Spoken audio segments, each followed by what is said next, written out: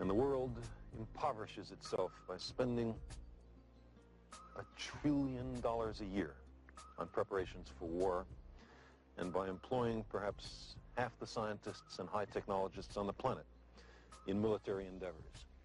We have let all sorts of social programs languish, as we have permitted the amount of poverty in children to increase.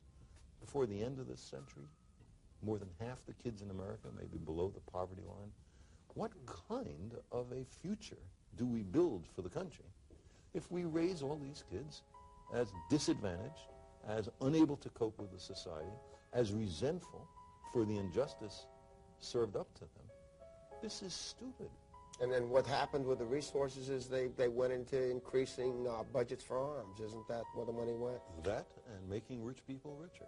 The money all gets reinvested. If you've got money, you put it in the bank lends it out to people to buy homes or cars or whatever. Not poor people, but not poor people. Well, that's a good point. It tends to stay up at that highly stratified, very... More people get employed with capital formation. But I believe that the government has a responsibility to care for the people. I'm not talking about dole.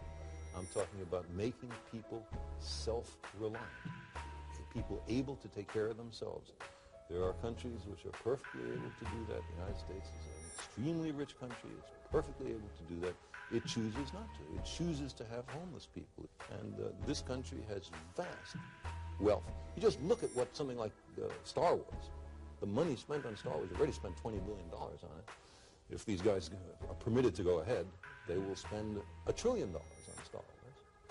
Think of what that money could be used for, to educate, to help, to bring people up to a sense of self-confidence. We are using money for the wrong stuff.